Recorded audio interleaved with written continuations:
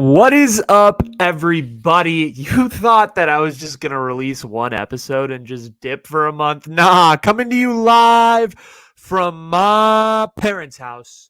We got chapter 1. Chapter 1. We're starting anew. We just had the prologue with the it's over, college graduation. Yay, woo, all of that. It's all done now. It's done. We've graduated. It's a moment in the past. It's over. So for all my Indian parents that keep saying, stop celebrating so much. Okay, you graduated college, not even your master's. Go get a job. You'd be happy to know that the title of today's episode is Young Money. Why? Because we're talking all things cash. Cash, money, cash, baby. That's what we're talking about today. I figured, look, you know, we've graduated college. You've done the jobs. A lot of us, I feel like a lot of people that listen to this podcast are around my age. So they're around, 17 to 25, I would gather. And then the occasional, 50 plus year old that happens to see this, that's a friend of my parents or an auntie friend of mine. But I figure vast majority of us are younger. Okay. And I figure when you're younger, you try to figure a lot of stuff out. And I think one of the things that I really like to talk about that I haven't actually talked about a lot publicly, I guess, in the form of this podcast is money. I love talking about money. Money and personal finance are like one of my secret hobbies, I guess, that I've had to keep a little bit confidential because I feel like a lot of people don't like talking about it. And a lot of people think you're showing off and you're being an asshole when you do talk about money. So I don't really talk about money. I only talk about it with very few people, if that even, like a counting number. And so that's why I decided to do the episode on money today, because guess what? I think everybody should know, and we should have an honest conversation about it, because I feel like it's something that's gate kept and something we don't really talk about. So let's start there, right? Why the hell are we so taboo about money? I feel like money's a super taboo subject.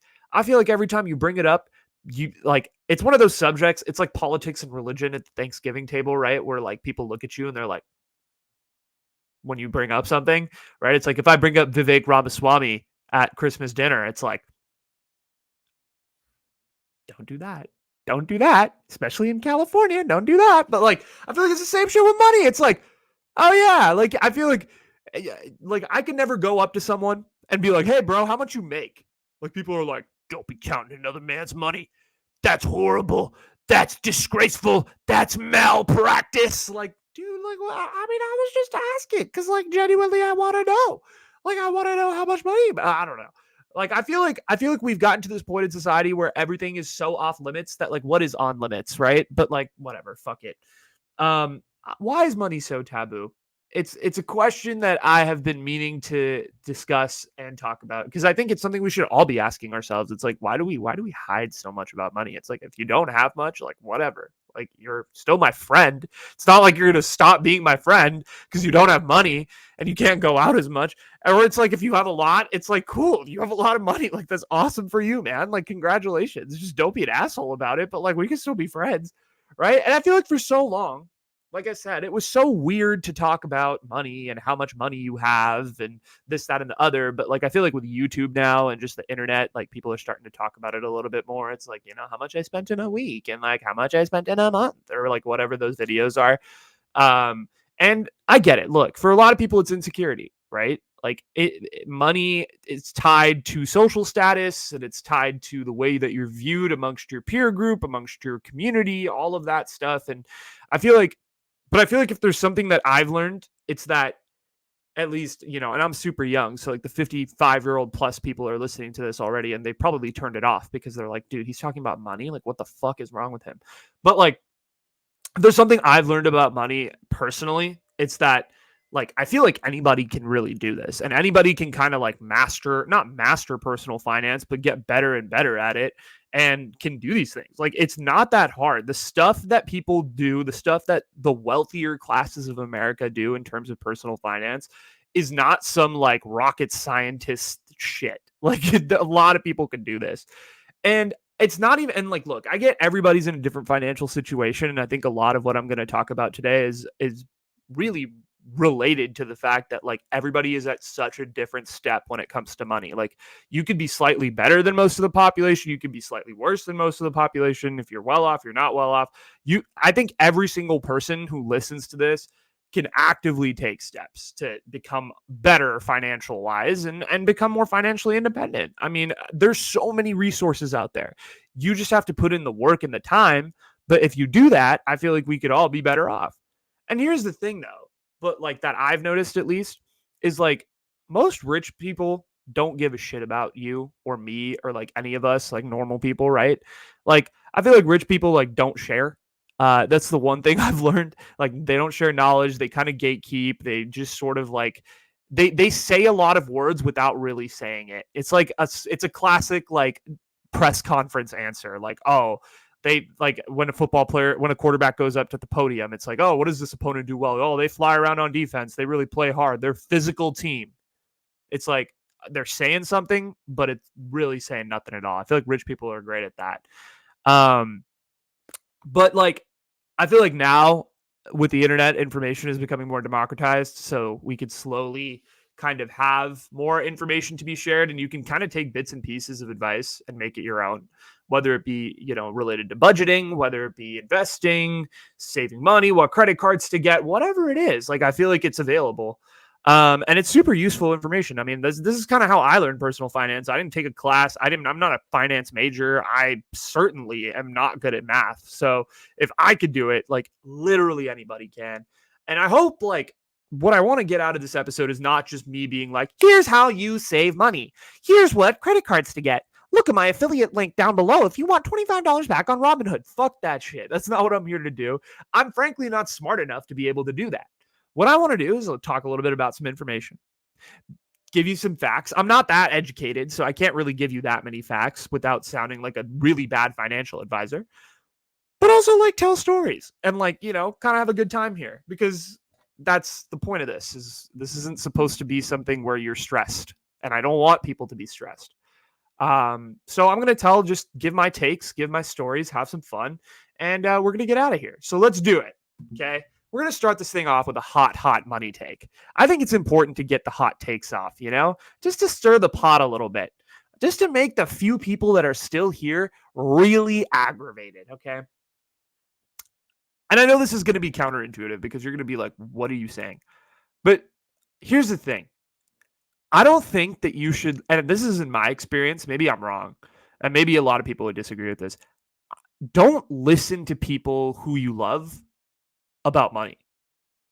And you're like, dude, I love you. Why am I listening to you about money? First of all, I appreciate that. I love you too. But the thing is, like I'm going to preach this. Money is a super personal thing. I have a different take on money than my parents do. My parents have a different take on it than my cousins do, than my sibling does, than my sister-in-law, than my friends, than my dog's cousin's first owner, right? Everybody's got different approaches to this thing. Everybody's got different goals. Everybody's got different things that they like to spend money on. Everybody has different things they like to save money on. You can have conversations with people. I'm not saying don't talk about money. We just had a whole segment about, oh, why is it taboo to talk about money? Like, it shouldn't be. But don't, like, if people are trying to preach advice to you and be like, oh, you should do this, this, this, and this. This is how you get rich. There's no get rich thing with money. Okay. I'm not rich, but I've done my best. I feel like that's all we could do really is do our best. Look, you're not going to become Jeff Bezos overnight. And I certainly cannot give you the advice to become Jeff Bezos.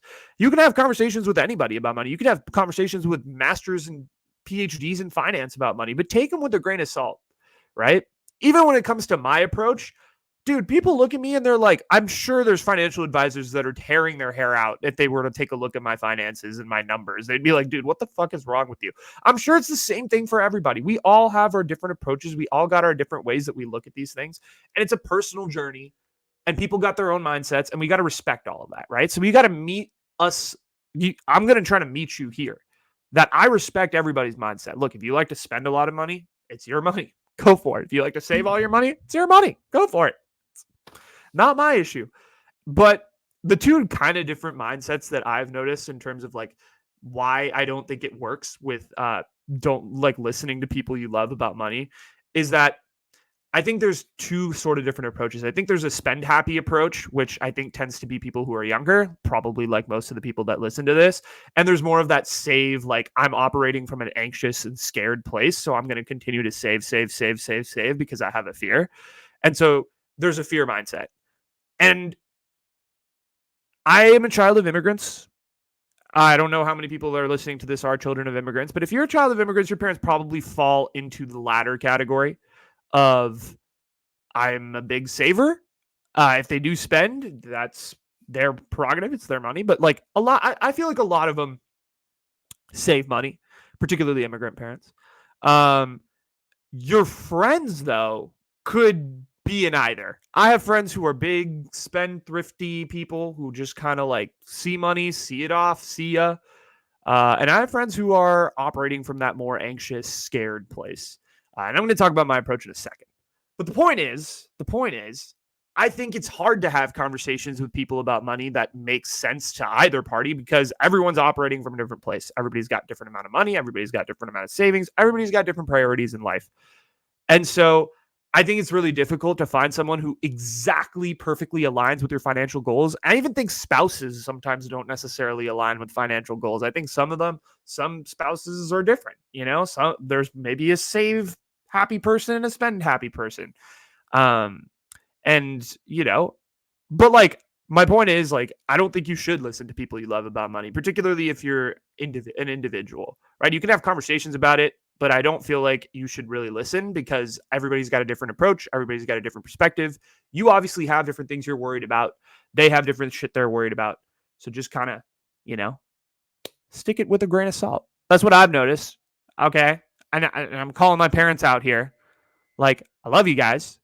We can have conversations about money, but I'm going to take what you say with a grain of salt because I got different priorities right now. I'm younger. I got stuff I got to get through. I got other goals maybe that I want to spend money on. But like, we can have conversations about it and you can help me in certain areas. And I don't really think I could help you because I'm in a very different place financially, but there's a balance. That's it. Thank you for coming to my TED Talk. Woo! Okay. Look, my relationship when it comes to money, right? This is an interesting one because I feel like a lot of our generation, particularly this Gen Z crowd, is very spend happy. I'd say majority of my friends, majority of the people that are kind of in my younger age demographic are very spend happy. It's like, oh, let's go out. Let's do this. Let's do that. Money, money, money. Like spend it, and that's great. That works for some people. So again, everybody's in a different situation. Everybody's in their different spot. But I'm kind of the opposite of that. I kind of land more in the save category, which is, I think might come as a shock to people. I'm pretty fucking anxious when it comes to my money. Like one of my great fears in life, even since I was little, dude, has always been like not having money to do anything, not having money to go out, not having money to live my life, like being completely dependent on other people for it, or just not ever owning cents to my name. Like that was such a scary sight for me when I was a kid. So, obviously when it came time to work, like I did. But I'm not a spendthrift. Like spending is not something that comes naturally to me. I always cringe even every time I spend like $5-6. That has gotten better. It used to be really bad, but now it's a little bit better. But I think it operates from that immigrant mindset from my parents. Shout out to my parents, the best. But it's been built in me. I don't know though. I feel like some people go the other way with it, like immigrant parents save. Some people are like, dude, fuck that. I'm just going to spend, which works for some people. But like, I think I just followed suit with my parents, which is super weird. Especially like when I first started working, like I did not spend a cent. I just thought like, oh, I'm going to sit on all of this for later. I had no goal in mind as to what I was saving for. I had nothing. Like I was just like, I am going to save my money and not touch it and just watch the numbers in my bank account go up. That was my goal. I just liked the fact that there was security there, right? I guess money gave me some sense of security, and I think it still does to this day. And I mean, look, I was super lucky that I even had the opportunity to watch my bank account go up like that, right? Because I, lived with my parents and they put me up rent free and I didn't have to worry about helping them out. And they were super sweet and like have given me free room and free board. Huge perspective, right? We got to have some perspective here. I am in a good financial spot in my life because of the fact that my wonderful parents, saved, put me through school, some of the best schools, helped me through college, gave me an opportunity to be better, right? Gave me an opportunity to make financial decisions like I do. And so without them, I frankly would not be in this position. I could say, oh, I'm self-made and this, that, and the other. No, I'm not. I'm built off the backs of my parents. 100%. I will admit that right now. And I think some people who are listening to this can definitely relate to that you are kind of built off the backs of your parents. Some people are like, dude, I'm operating from a completely blank slate. I did not come from money, blah, blah, blah, blah, blah. And it's not like I came from money either. That's a whole separate conversation for another day. But everybody's in a different spot. So it's not about that. But I just wanted to acknowledge the fact that I am in the spot I am financially where I can kind of sit on money, like I said, because of the fact that I, come from two awesome parents that did all the right things financially. But like I barely spent. Point is, I barely spent. And I didn't really think about like enjoying life or anything at that point. Like it was just like, oh, like saving. And it's worked out for me, 4 or 5 years later. Like I can look back and be like, wow, like I see the fruits of my labor a little bit. But I also do think like enjoying life is definitely a part of earning money. Like I think like going out and spending a little bit on this or that activity, or even if it's little things, it's like, oh, like I want guac at Chipotle, like fuck it, I'm gonna do it. Like if it's that, like yeah, that's enjoying life in my opinion, right? If it's getting an extra drink at the bar, whatever your definition of enjoyment is, like I think money and like saving the saving mindset, there should be a little bit of enjoyment there. You should enjoy it because this, like, let's be real, like you earn money to enjoy life and you can't just sit out of stuff all the time to save a couple bucks. Like, bro, if you do that, like that's tough. And like, again, look, I operate from the mindset of like, still one of my greatest fears is I'm going to be 37 years old living in this bedroom, saying, coming to you live from my parents' house where I am a 4chan user. Oh God. Jesus, I get scared even thinking about that now, right? My greatest fear is I'm going to still be here. I'm going to still be in this house, my childhood home, live in my bedroom for the rest of my life forever because I will have no money, right? And that's a fear of mine. I still operate from that place. It's something I'm trying to work through, but financial anxiety is a very complicated thing. But there's a balance I've been trying to achieve slowly, ever so surely. But I think it's going to be a lifelong thing, right? It's not something that just goes away in one day. It's not just something that can go away in a couple hours. Obviously, the more money you make, the more relaxed you get.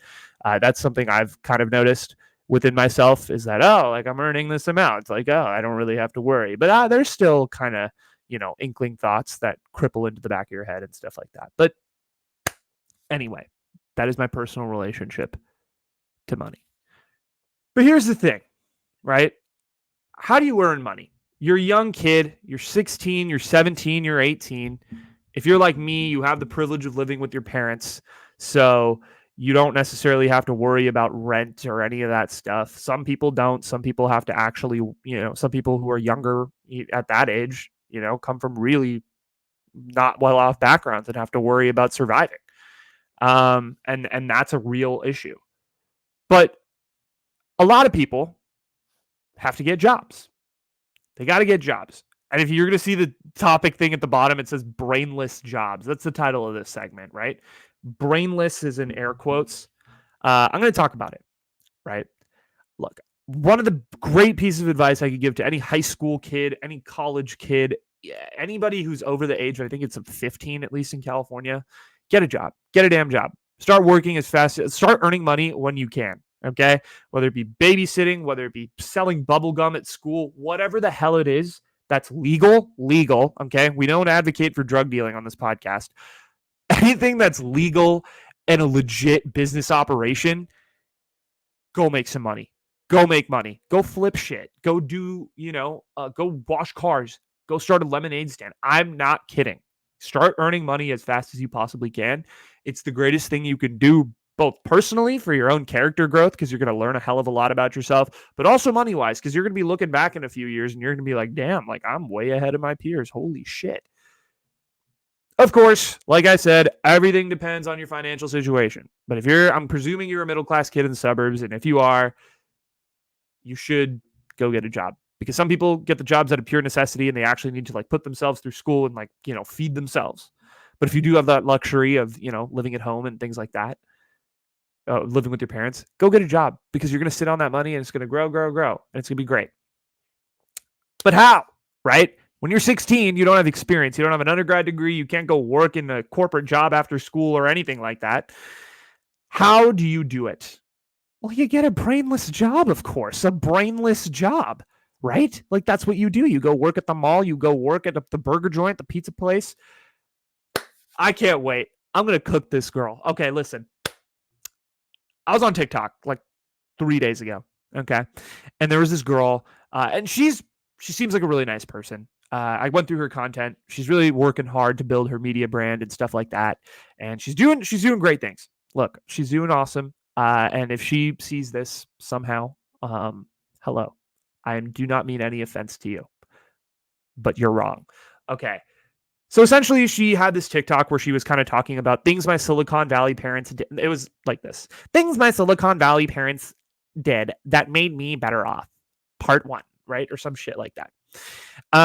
And essentially, what she said was like, there were a lot of tips on there, like, oh, her parents paid like an exorbitant amount of money for high school tuition so that she could get into a good college, because they recognized that good colleges were the only way for their child's monetary success.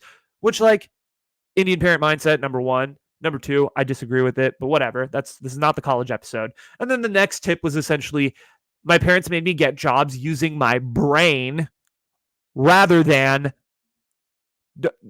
going and getting a classic teenage job like working at a restaurant or Forever 21. I love your parents. Your parents seem like really nice people, and I'm so happy that they've gotten you to where they've gotten you, TikToker, who I will not refer to by her real name. But damn, are they wrong. Okay? I don't think your parents have ever worked a Friday night rush when your manager's yelling at you and you have 37 large pizzas coming out of the oven all at once, and you got to determine which goes where. And if you don't, the customer's going to yell at the front, who's going to yell at you, and you get mad. That's not a brainless job, honey. I'm sorry. Okay? I'm saying this with a smile on my face, but for real. Brainless, quote unquote, brainless jobs. You get those brainless jobs early. Oh, you're going to learn how to think. You're going to learn how to respond to people. You're going to learn how to communicate better. You're going to learn so many things that are only going to benefit you later on in life. I'm telling you this. I'm someone that has benefited greatly from the brainless job. I'm sure her parents are great, and obviously they've gotten her to a position where she's talking about all the things that they did right. Fantastic. But don't call retail and food service brainless. No. Don't call those two things brainless. You try working at Forever 21 on Black Friday.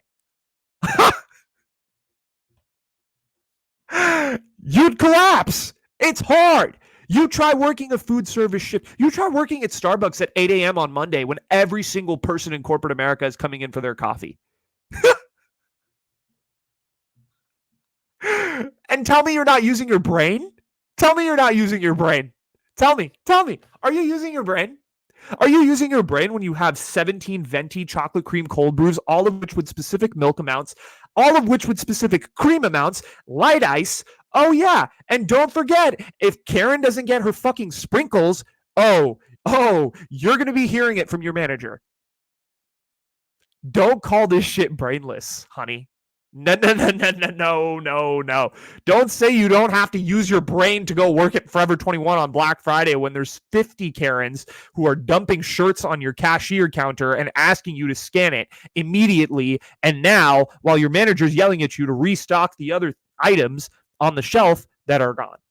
No. Ain't no way you don't think that's brainless. That's if that's brainless, I don't know what requires your brain.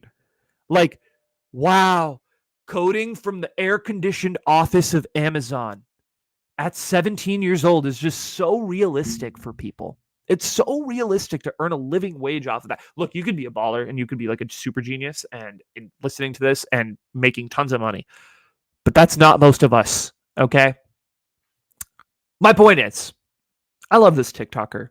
And I really hope nothing but the best for her and her adventures because she seems like she's doing a lot of really cool stuff. And she seems far more successful than me on the platform. But the point is, don't call a job brainless, number one, if you haven't worked on a Black Friday in retail or a Friday night dinner rush or any rush situation in food service. Number two, I think brainless jobs are the greatest thing of all time.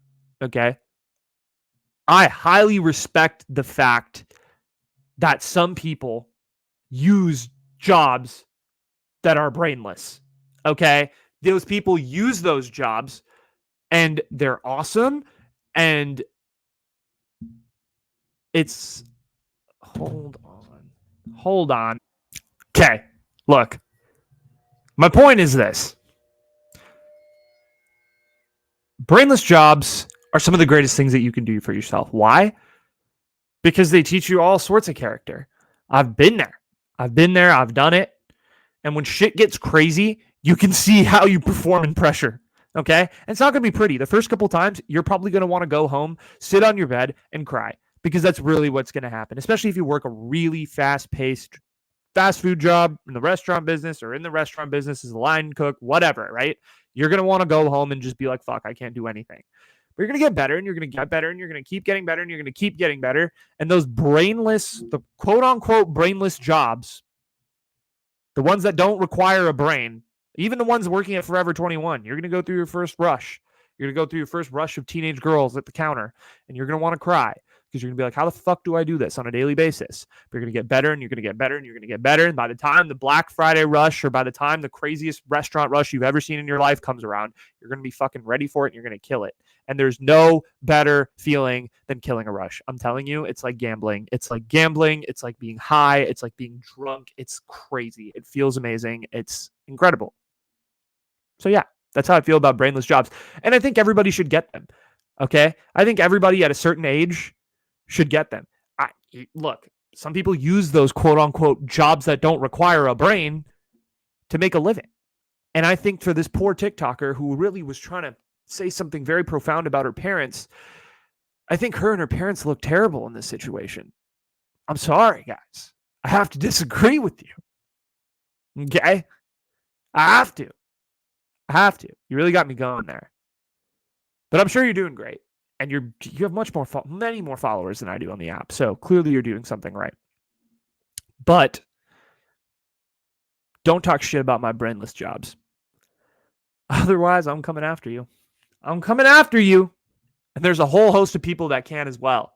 So don't do it. Don't do it. And you're probably so happy because I live in your head rent free, which, yeah, I did kind of, I guess, a little bit. Anyway, look, brainless jobs aside, we got to talk a little bit about modern money, right? Because money is evolving. Money is very different than when our parents, were our age. Money is very different from when the last generation was our age, from when our grandparents were our age. Back then, you could just be like, I'm going to save and do a couple of things right and invest in the stock market and really work hard. And then I can live my American dream with my white picket fence. But unfortunately, that's just not possible anymore. And there's also a lot of other varying circumstances in which money comes into play. Money is utilized completely differently in various circumstances. And I want to talk about this, right? Let's talk about tipping culture for a second when it comes to modern money, because this shit has gotten out of control. It's gotten out of control. This is pretty insane. Tipping, I think I've talked about tipping publicly maybe once. I made a TikTok about it, and it caused a shitstorm on Facebook because it ended up on Facebook, and a lot of people who are Facebook friends with me ended up DMing me and being like, I hope you're advocating for tipping.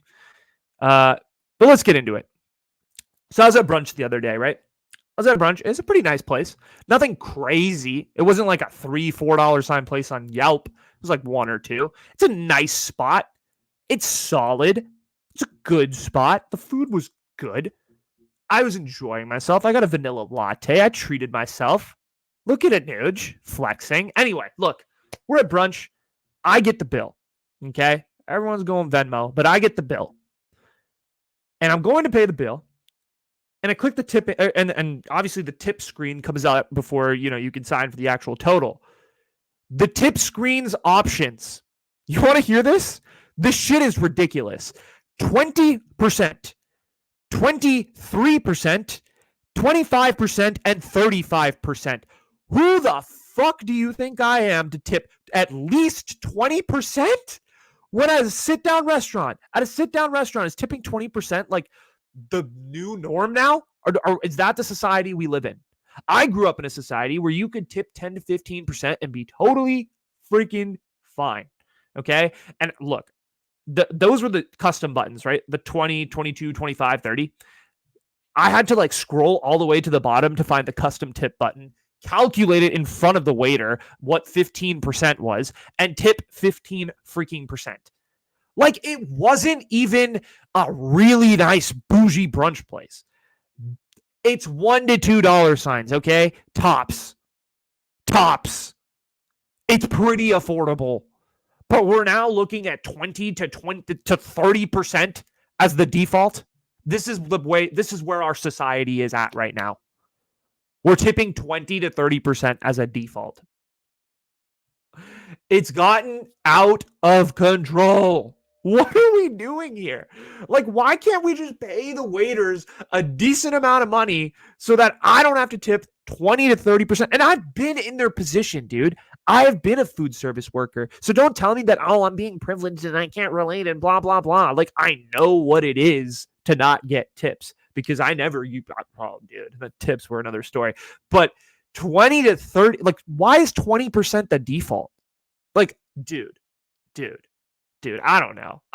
Like, I think that's a little out of control. Like, I could understand if 15 was the default, right? 12, 15. You won't even make it 16%. Sure. 20? That's a bit much. That's all I'm saying.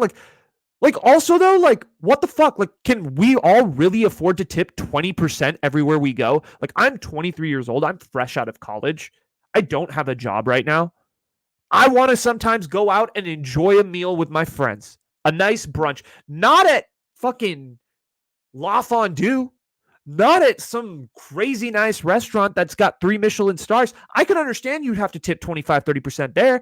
No, this is the freaking local diner down the goddamn street, and you're asking me to tip 20%.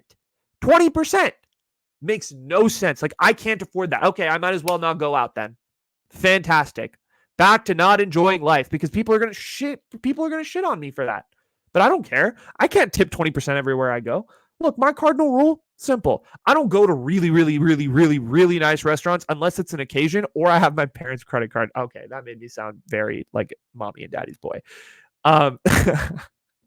Kidding. I don't go to a nice restaurant unless it's like a birthday or some like really big occasion, right?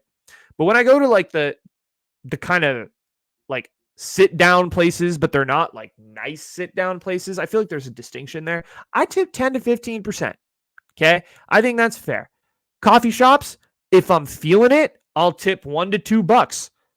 Ain't no way I'm tipping 15, 20, 25% like they're saying in the freaking custom tip. Okay. But $1 to $2. And even then, 50-50. Sometimes, I don't know. And takeout, takeout, 0 to 5%. I know that sounds cheap. I probably sound like the biggest cheapskate in the world right now. But like 0, dude, takeout, you interact with the workers or with the people that are working there for 5 seconds. Like, I understand. Like, look, if it's pizza delivery and things like that, like, it's different, right? The delivery guy, I don't even know. Like, DoorDash, different, right? Different situation. But if you're going into a Thai restaurant and you bought takeout, I'm not going to tip that much. Like, what? Like, okay, like 5% maybe. Like, I hate these cardinal rules we come up with. Like, it's like 25 here and 15 here. Like, dude, sometimes you just can't afford it. But I also want Thai food. So what's the solution? What's the middle ground? I don't know. I sound like a cheapskate, I'm pretty sure.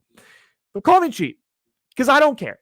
I don't care, dude. I don't even make $60,000 a year. I could understand if I was making $250,000 a year and I'm sitting here and I'm saying, I don't tip. Like, fucking shoot me.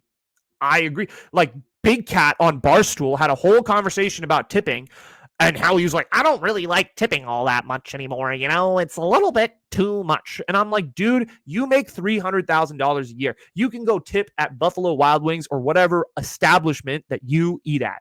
Okay? You can do that. But like, here's the thing: is like I get the other side of it too, right? Food service, it goes to people who really need the money and all that. According to some people, I shouldn't go out. If I can't tip, don't go out. Fair, fair. That's why I avoid really nice places. That's why I do. Okay, I appreciate a tip as someone who works in food service. Don't get me wrong, but like at the same time, you can't keep track of who's tipping what.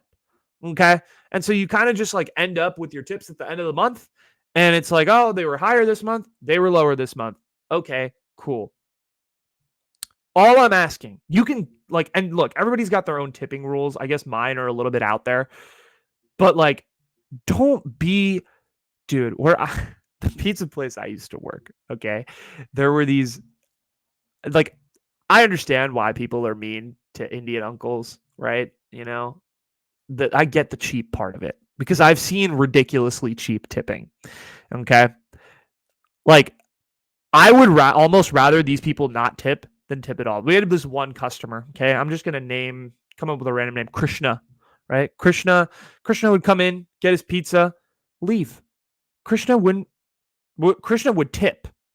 There's one time Krishna did tip, okay? This was the funniest thing. He got 2 pizzas, he left. He typically doesn't tip, whatever. The guy, 5 minutes later, runs back into the restaurant. Runs. It's like, oh my God, I forgot something. He takes out 2 quarters from his wallet and puts it in the tip jar and walks away. I'm like, dude, don't tip. Like, I would almost rather have you not come in to give 50 cents than to just not tip at all. Like, what are you doing? Like, see, don't do that. Don't do that. I don't care. Look, you want to put $3 in the tip jar? That's really nice. Thank you. Don't fucking run back in and put 50 cents back in the tip jar, dude. I'm sorry, but that's got to be one of the funniest things I've ever seen as a tipper, as someone who's tipped. But yeah, just don't be those people. But I feel like if like, I don't know, tipping's complicated because I feel like people are really up in arms about it, and some people are like, no, you have to tip 30% everywhere you go, and some people are like, well, I don't tip. I make $400K a year. I don't tip. There's a middle ground. But okay. Anywho, let's talk dating for a second, right? Because I think dating is another modern money thing, right? Before it used to be, oh, the guy pays for everything, right? The guy pays for every single date, every single thing, and the girl gets treated well, and it's chivalry and all that good stuff. I have zero experience in the dating money department, so I'm not going to sit here and pretend to be like some love guru, right? I'm no, not in this department. But I've seen a lot of these like podcast clips, particularly on TikTok and Instagram reels of women and men talking about all these dating stories that they've had in regards to money. And damn, it sounds scary, bro. Like women, there's like women out here that are posting these podcast clips and they're like, men should pay for literally every single cent in a relationship, right? And then you have men who are like crying to the camera, like, I'm going broke over everything. I'm going broke because I'm paying for literally everything. And then you have men who are like Andrew Tate who are like, you have to pay for everything that a woman offers because they are completely and utterly useless, right? Like, I'm like, dude, what the fuck is the internet, okay? You have like these 4 different viewpoints. It's ridiculous. It's crazy. It's complicated. But like, why can't people just split the goddamn bill, right? Why can't you just split? It's not that hard. Just cut the check in half I request date number one, $15 for restaurant. Not hard. Not hard. Why can't we normalize the Venmo requests in our society? That I will never understand. I'm not saying you shouldn't, like, men should never pay. Men should totally pay at times. Women should also totally cover one time. Men and women should also split the bill on dates. Men and men should split the date on, or split the bill on dates. Women and women, like, whatever. Split the freaking bill. It's not that hard. Anyway, I've also seen, like, personal experiences of people get caught in the money trap of spending way too much money and it's not reciprocated in this department of life. But look, that's not me. All right. I can't really comment on it because I've never been in that relationship. But here's the thing: is like I'm not even mad at those people that are like overspending, not overspending, but maybe spending a little bit too much on their significant others. Like if you want to be the gift giver, spend some money on your significant other. Like go for it, dude. Absolutely. Please, like by all means, just make sure you're getting reciprocated. But like also show some balance, right? Take a breath. Breathe. Like, do we really need the Christian Dior Cartier bracelet right now? Like, can we just, take a pause on that? Maybe go out to a nice dinner instead, right? Or maybe settle for the every kiss begins with K ring, right? Like that's $200-300. I don't know how much jewelry is these days, dude. This is not my department, so I'm just speaking. But like, look, I'm sure most relationships are fine in this regard. And maybe it's just the projection of the internet of looking at TikTok and seeing all of these disgusting viewpoints being out there. But I just see some wild shit on the internet, guys. So stay safe out there. Okay. Guys, girls, people, stay safe. Stay safe in this dating landscape, man. It seems rough out here. It seems rough. And if I ever were to jump back in, I'm not like I ever jumped in the first place. If I'm ever to jump into the water, oh my God. Oh God. I just see the bank account balance going down, down, down, down, down, down. Farther down than Lehman Brothers did. And oh, wait. Shit. If you got that reference, you're a very smart person and I love you. But I just see a lot of wild shit on the internet. So stay safe, guys. Okay. But that's modern money, right? But the other thing is like, is money a drug? This is another thing I've been really thinking about recently. Is money a drug? Right? Let's have a conversation about this for a second, okay? Let's have a conversation. The whole aspect, I think, of money and everything in general has gotten way too fucking out of control. Like, I'm sorry, right? Like, I think hustle culture has a lot to do with this. I think business, entrepreneurship, this increase in social media content creation, whatever it is, like it has a lot to do with it. And I was a victim of hustle culture / making as much money as I wanted to for a bit, right? I'm not saying you shouldn't make money at all. Nobody is saying that. Go make money, go do what you got to do, hit your financial goals, be happy. That's all I'm saying. But like, don't just like make money to just get the dopamine hit of having the direct deposit come into your account on Friday, but not enjoy your life, not enjoy your work, and, just sit on a pile of cash. Because that mindset is called the United States of America, ladies and gentlemen. Like the US wants you to work until you're 95 and dead. That's what they want you to do, right? And it's not the smartest mindset to have in the world. It's capitalism, okay? Look, oh my God, is it a huge anti-capitalist? No, but I think everything would balance, okay? As someone, again, look, I have fallen victim time and time again to the work is everything mentality. You define your net worth by how much you make. The amount of shit that's in your bank account is super important, and money as a result is everything that you're worth in the world because, if you don't have money, you're broke and you're useless and you can't do all the fun stuff with your friends. Don't fall into it. Don't fall into the trap. Don't fall into it. Okay. And I get it. It's hard, right? I have fallen into this trap so many times of comparing my financial status to other people in my life. I'm someone who's creative. I also live in the Bay Area. Two things that don't go together well because the Bay Area is currently filled with a lot of people who work in tech that graduate and kind of immediately jump into making $120,000 a year, right? Working from home, doing all the nice things. And I'm scraping, dude. I'm scraping to make 65. Okay, if I make 65K a year in the next 3 years, that's a victory for a creative like me, right? That's big. It's huge. And yes, am I grateful I get to live with my parents and it's not necessarily going to be a huge hit for me? Absolutely. Absolutely, because I'm pretty sure I would be on the poverty line if I didn't. So I'm currently living the life of being in various friend groups where I am the poorest friend by a mile, and I know it, and I don't really care. Like, it's fine. It's cool. Don't let money define you, bro. Like, why? Why? I feel like, look, I feel like people get addicted to making money, and it's great, right? Like, the direct deposits hit. They make you feel better about yourself. They make you feel better about your life. They make you feel like you're being productive. And it's fun as hell when you get that direct deposit. Don't get me wrong. I remember when I would get those direct deposits, dude. Direct deposits, you feel like you're on top of the world. You know, like Rue in Euphoria when she's going crazy and like is having all these visions. That's how I felt when I got my direct deposits into the account. Like Labyrinth would play, and I would be like, "Oh my god, money!"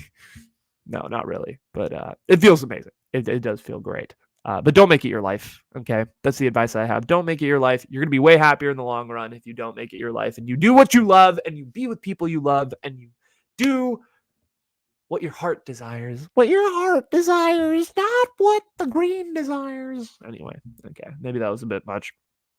Okay, but I guess we're gonna get in. I don't. I guess this is going to be more of the advice portion of the podcast, right? We talked a little bit. I gave you some stories. I talked about my brunch time shit. I talked about tipping. I talked about all the good stuff that comes with being a modern man, a modern woman, a modern person in our society when it comes to money. We got to talk credit cards, guys. Look, Gen Z has no fucking idea what they're doing. I talked to some of my friends about credit cards, and they're like, "Well, I just pay with my debit card." Guys, this one's interesting too. I feel like credit cards are an interesting one. I feel like I tell people sometimes I have credit cards and they're like, "You're crazy. You're literally going to be in debt. You're making a horrible financial mistake." And I feel like some people are anti-credit cards because interest rates and things of that nature, you're worried about it, and there's an innate risk in what you're doing in the sense of like if you don't pay your credit card bill off, you're going to keep, piling up in debt and it's going to turn into something. But here's where I disagree. Is I think credit cards can make you much better off financially if if you pay with the right sense of like, oh, like you're paying what's it called? What was I gonna say? Oh yeah. I feel like it's like credit cards can totally be like an awesome tool in the sense of like if you whatever spend as much money as you want to in the month, but you intend to fully pay it off, you're totally fine. You're totally fine. And guess what? You get to benefit off of all the other shit that credit cards have. You get to benefit off of all the points, the rewards, the other extra cash back, and all that good stuff. So I think credit cards can make you much better off financially rather than worse off, as long as you keep monitoring what you're doing and you're not overspending. Okay. So I presume most of you are either, are younger, so you're either on your first or second credit card, or your parents or someone in your life asked you to get one and you've been kind of sticking to that same one for a while because it's safe and they told you, even though I told you not to listen to them. No, I'm kidding. But point is, I feel like everyone's kind of early on their credit card journeys, even myself. But if I'm you, 20 something Gen Z year old, looking at credit cards, I'm checking at what card I have. I'm going to immediately look up the bonuses that you get from it in case you don't know. So I'm sure most of you know that the rotating categories, the cash back, like people are smart in this generation. But I'm checking immediately and I'm trying to see like, are there better cards out there that can get me a better bang for my buck, even if I have to pay an annual fee for them? Or if you can't afford an annual fee, if I can find a card that actually like scourges a lot of value and gets me a lot of points, maybe, so I can go traveling or spend it on something else at a later point.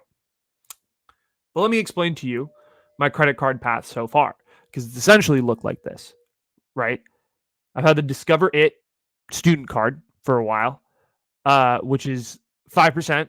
Or sorry, the first credit card I ever had was basically the Discover It card. Okay. And the Discover It card was for students. I think it's like 5% on rotating categories. But the cool part about it is that I think every quarter, every semester, some shit like that, if you get above a 3.0 in those specific quarters, semesters, whatever, you're eligible for like $20. And hint, they don't even check. They don't even check if you got above a 3.0. I reported I got a 4.0 every semester. I mean, I got above a 3.0 every semester. So even if they were to check, but I said I got a 4.0 every semester. So I got $20. I got $20 every semester. Didn't even check, nothing. Statement credit, boom, you get $20 off. That's a Chipotle burrito bowl and maybe a large side of guacamole. Or that's like 2 DoorDashes if you split it well. I don't know. But it's convenient, right? 23 bucks. Who's complaining? Win-win. If you're a student, it's a great starter card. You get the cash back on 5% on rotating categories. It's just good to have that as like your starter pack, right? As we talk in Gen Z terms. All right. The next card I got was the pedal card. I basically got this card because I wanted another card to what's the word for it? To supplant. Supplant, is that the freaking word? I don't know. I basically wanted another card so that I could increase my credit score because the more lines of credit you have open for longer, the better. It's really good. Again, 5% cash back on this card, rotating categories. It's very similar to the Discover It. What's really nice about this card, but I like it actually better. I liked about this card better than the Discover card is that it's a good interface. So you can kind of just like go through the app and it'll say how much exactly you owe, where the purchases have come from, how much cash back you're earning on specific purchases, that type of thing. Very, very easy to use. There's not much to the card. I wouldn't recommend it. I'm not like, oh my God, like you should get this card. And the only way I would say you should get the card is if you're looking for another line of credit. Again, if you're in my position, I don't think it really offers you that much. Discover It, though. If you're a student, you should get that card. Even if you're not, I think the Discover It card itself is a really good card and is very much worth it. The next card I got was the Apple card. I got this card for a variety of reasons. Number one, it's titanium. And when you drop it on a table, it makes you sound like a motherfucking baller. And I love the card. Like, I just love the fact that it's titanium. Like, you could drop it. Let me see if I have it. I have it in my wallet somewhere here. I got it. Hold on. It's gotta be in here. Oh, here we go. I don't know if you can see it. Can you see it? Okay. So this is the card. This is what it sounds like. Oh, it sounds like you're such a baller, dude. I fucking love this card. Anyway, the Apple card's pretty good. If you're an Apple user, the card is exceptionally good because you get 5% back on all Apple products you buy. So if you aggressively buy Apple products, might be a good card to buy. 3% back on food and 1%, I believe, on everything else. It does immediately connect to your Apple Pay. So again, you have an iPhone, this card is balling. You can see how much you're spending immediately, how much you have in Apple Cash. Everything connects. Extremely easy interface. And I swear to God, you literally cannot miss credit card bills on this card. You cannot miss. Even if you try, it'll bomb you with notifications. Be like, you have 2 days to pay off your whatever balance. Like, you have 1 day to pay off your balance. You have 12 hours to pay off your balance. Like, it'll be annoying. So enable your notifications. You will never miss paying a bill if that's what you're worried about. I don't know for sure, but I definitely did hear they're getting rid of it soon because it was such a good card and people were paying it off so fast that the credit card, like Goldman, wasn't making money off of it. So I don't know if they're necessarily going to have the Apple card for much longer, but you might want to check in on that. But again, the main reason to get it, the physical card is insane. Just for the drop. I could drop that thing like 78 times and I will still love it. I love it. If you don't love the sound of the Apple card, and I can show it, look at that. It's so freaking sexy, dude. Oh my God. Wow. Oh, it sounds so good. Anyway, it's cool. It's made out of titanium. Okay, so that was the Apple card. That was the third card I got. Then I was feeling kind of out of my Apple card era, so I was like, I need to get another card. So I was like, all right, let me get the Chase Amazon card. So essentially what the Chase Amazon card is, it's right here. Ooh, it's not as smexy as the other card. But essentially what the Chase Amazon card is you get 5% back on all Amazon and Whole Foods purchases, 2% back on public transport, shout out, and gas and restaurants, and I think 1% back on everything else. It's cool because you get a $100 gift card when you sign up for the card and if you're accepted. But you do need a little bit of credit history. So you're going to, you can't get this card immediately. You kind of have to build up to it a little bit. It's a solid card if you like Amazon. I use it for every single Amazon purchase I ever have. I use the card to get like my laptop for basically like $300 where I like churn the points I got when I bought the laptop, used the points, and then also used a gift card I had as well as the gift card that was given to me. So I ended up getting like a $500 discount on it, which was really cool. So I ended up getting my laptop for like $300 instead of the 700 or whatever it was, $800. I don't remember the exact numbers. So you can churn for a big purchase if that's what you're looking for. You should, if you're like trying to buy a new phone or a new laptop, something like that, definitely worth getting the Amazon rewards so you can get that $100 gift card. I don't know if they're still giving the $100 gift card on signing, but I'm not sure. It's a very good card though. You can honestly earn it, and it's great for Amazon purchases. Like it's super good. I think it's 5% back, and you get Amazon points every single time that you buy something on Amazon. So it ends up turning into like a fat gift card, essentially. Especially if you order on Amazon a lot, it's a really really good card. The Chase. Then I got basically the whole reason I got the Chase, the Amazon one, was because I wanted to break into Chase. I think Chase is the best credit card family. I'm biased, but whatever. So then I got the Chase Freedom Unlimited. I'm not going to be able to show this card because the number is on the front, I believe. Yeah. I definitely don't want you stealing my credit card number. But yeah, this is the Chase credit card. I don't know if anybody can see it. I don't know. Anyway, I may have to edit that out if the number's on there. But the Chase Freedom Unlimited essentially is really good because you can start earning Chase points. This is the first card where you can start earning Chase points. You don't have to pay an annual fee for it because a lot of the times with Chase cards you do. There's a bunch of like 5% on Chase Travel, I think 3% on dining, like 1% on every other purchase. It's a really, really good card because you can start getting rewards points for the first time, but you do need credit history, like I said. So you have to keep kind of like grinding through the cards until you can get to like a Chase or maybe an Amex or a Capital One for some people. But it's a really good money to just like save money in the future while spending money in the present because you're anyway going to spend this money. There's like specific bonuses that they have too, which are good depending on the time of year and things like that. So definitely go get the card. I loved this card when I had it. It's still active. I still put a little bit of money on it per month. But it's a really, really good card. And get this card though. This is like, if I had to pick like one card that you should 100% get at some point in your credit card journey, especially like towards the early part of it, get the Chase Freedom Unlimited. It's freaking awesome. It's a great card. It's, you're going to start getting Chase points where you can, potentially buy things like a PS5 or AirPods or even a trip, even flight tickets, because Chase travel points are cracked and they're insane.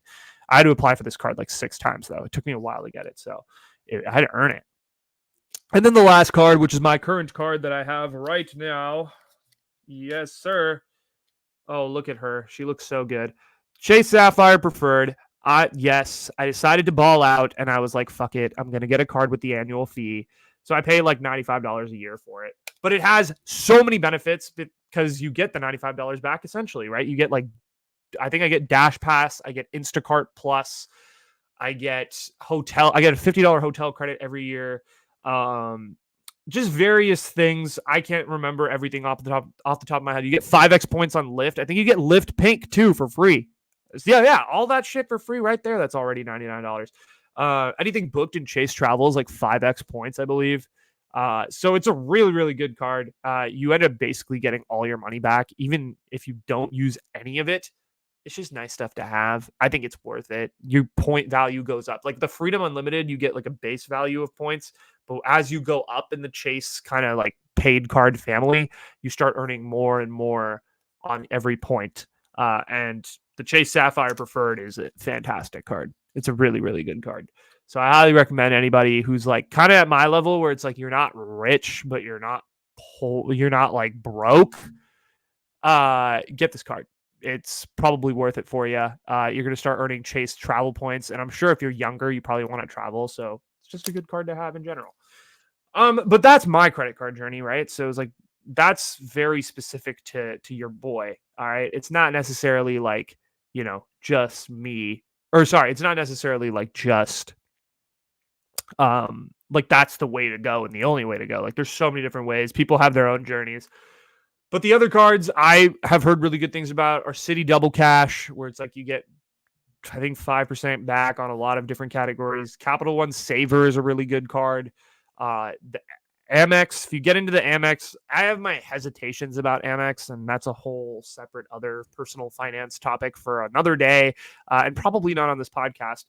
But Blue Cash is a really good card, especially if you're just starting out and you want to kind of break into one of these bigger name credit card companies. Blue Cash is a really good card as well. And they have a lot of benefits. And honestly, why am I explaining the benefits? Because you could literally go to their website and look it up. Go to Amex.com. And if you really want more information, you can DM me. I don't care. But the thing is with credit cards is there's no right or wrong answer. I just believe you should put as much money as you're willing to pay on those cards to reap the benefits. And when you're reaping the benefits, you're going to be financially better in the future rather than the present if you use your benefits correctly. So I think that's a very that's a really good thing. And I think it's something that everybody can utilize. It doesn't matter if you're 15, it doesn't matter if you're 95. We all spend money, so might as well get something out of it, right? That's how I look at it. But anyway, look, when it comes to money and personal finance, you got to talk about the thing that everybody hates to talk about, which is investing. And it's super boring, right? For a lot of people. I get it. It's not it. I like it. I personally nerd out over this stuff.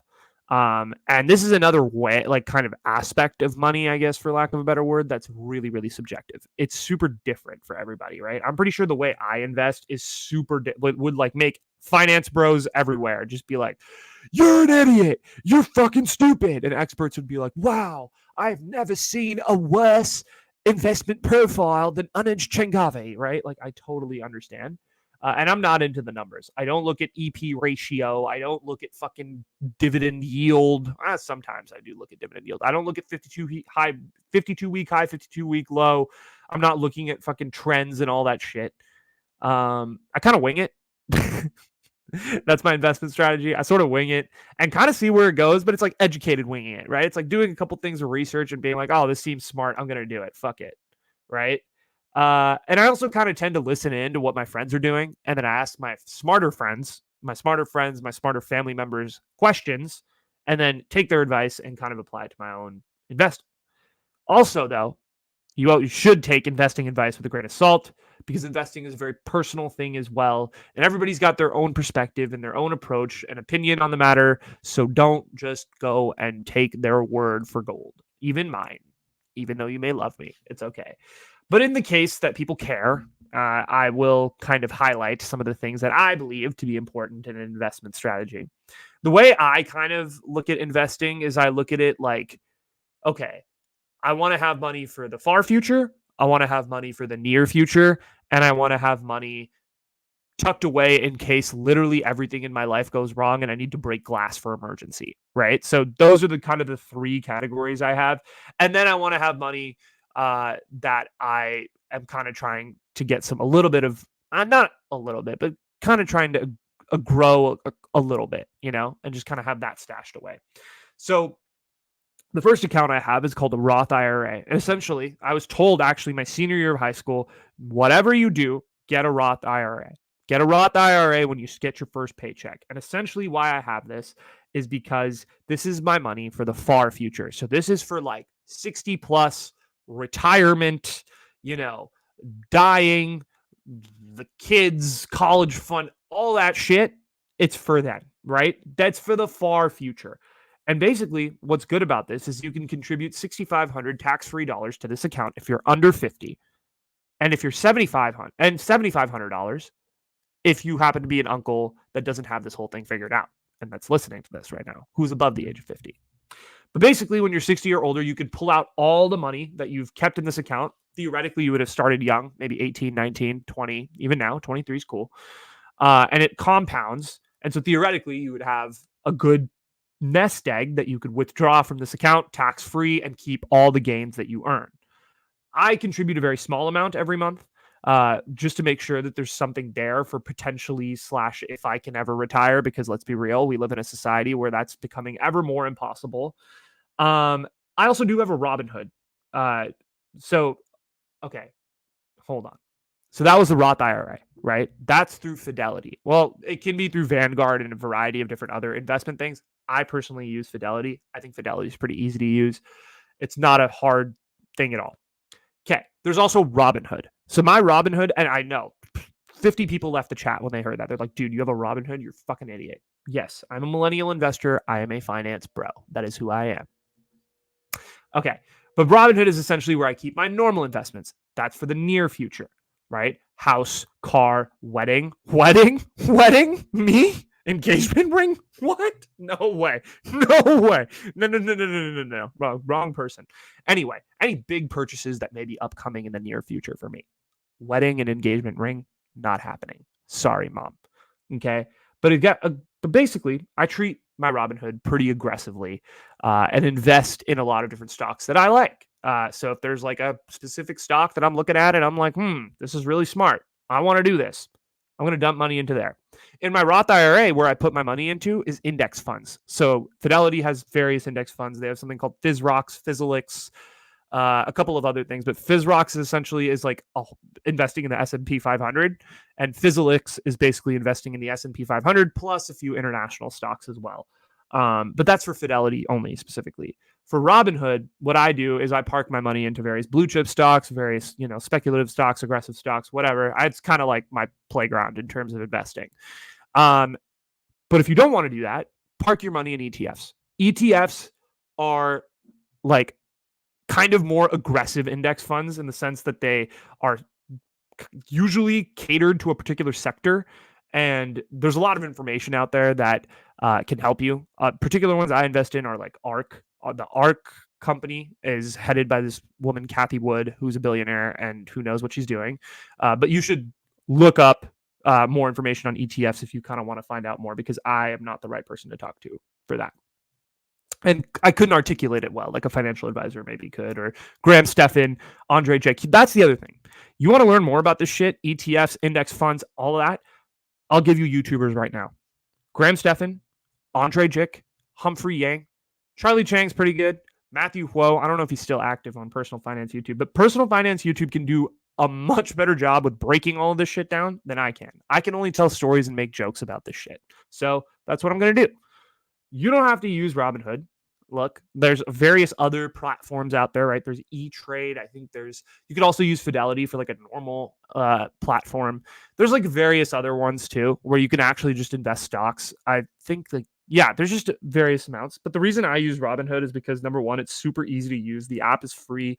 There's no brokerage trading funds. So there's no, they don't take money out of when you buy a stock, which is really nice. So no fees. And you can literally use whatever, it's just really easy to click around and buy stuff, sell. It's just very, the interface is very simple for me. So I buy it. But you can literally use whatever you're good with. It doesn't matter. I don't really think that there's a huge difference. I think more professional finance people will be like, we don't use Robinhood. We use E-Trade, or we use whatever they use, Webull or whatever, right? There's different platforms for it. So do what you got to do.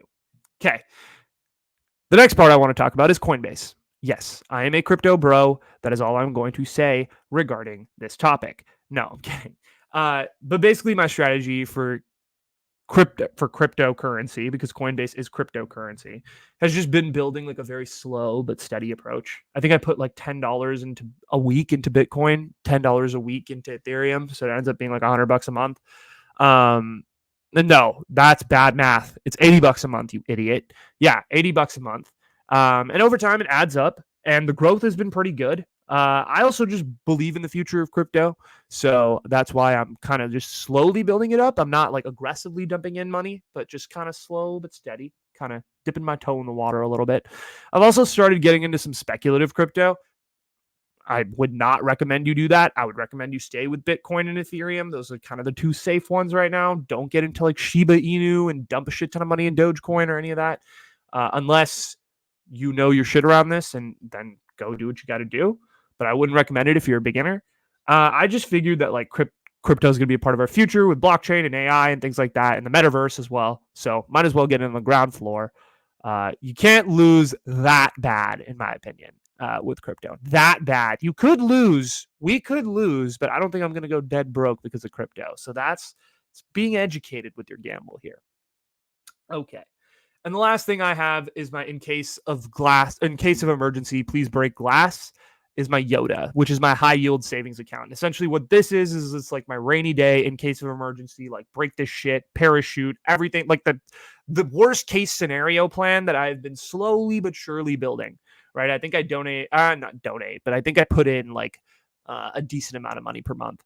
And it's like a normal savings account, but you have the potential to earn a little bit more interest on it too. So it's better than just having it sit as like a typical savings account or anything like that, which is really nice. And it's kind of fun the way it works because it gamifies the whole interest thing. It's not like, oh, like, we're going to give you 0.0005% interest per month, but it's like every week you essentially, depending on the amount of money you have in the account, you get tickets, and they're like lottery tickets. So essentially, if you like get 3 in a row, or you get 4 in a row, or you get 2 matching numbers or whatever, like you get a specific amount of money for that ticket. So sometimes that money, most of the time, that money's pretty low. It's like 50 cents. But when you add that all up over the course of a year, over the course of 3 years, over the course of 5 years, it ends up being a little bit considerably higher than just putting your money in a Bank of America savings account or a normal savings account. You tend to earn a little bit more interest. Also, what you could do, which is really cool, is sometimes you will get lucky and you may earn like 50, 60, 70, 90, $200, right, of interest, like all front loaded. But the thing is about Yoda, which is cool, is it's like playing the lottery, because I think the top prize is like $1 million or something. It's like playing the lottery, but you can't lose. Like you're not losing any money on these tickets. Like they're not taking it away from you. It's just sitting there and you're just playing the lottery over and over again. You may get 75 cents one week, but you have the 1 in a trillion shot of getting $1 million. I know it's a little bit complicated to explain, but it's not really an investment. It's just more so my money's sitting there and has the potential to exponentially grow, or has the potential to slowly but surely keep going up, which is nice. So that's Yoda, right? And then the last investment I invest in, this is purely speculative and this is just for fun because I'm a sports fiend, as you all know, sports cards. I don't really know what I'm doing here, honestly. I'm just kind of trying shit and seeing what works. So I'm not even going to bother explaining this because I don't really understand it myself, but it's something that I'm looking into, and alternative investments are really important, I think, to an overall portfolio as well. So that's how my portfolio looks. Portfolio. God, I sound like such a fucking dick. No, I hate talking fun. This is why I hate talking finances. I feel really insecure about it because I feel like people are going to come after me. But final thoughts. Look, we're going to wrap this up very soon. I get it, dude. I just overloaded you in this credit cards and investment section with a shit ton of information, and I feel really bad, and I'm sorry. This shit is overwhelming. When you first start, it's kind of crazy. People gatekeep the fuck out of information.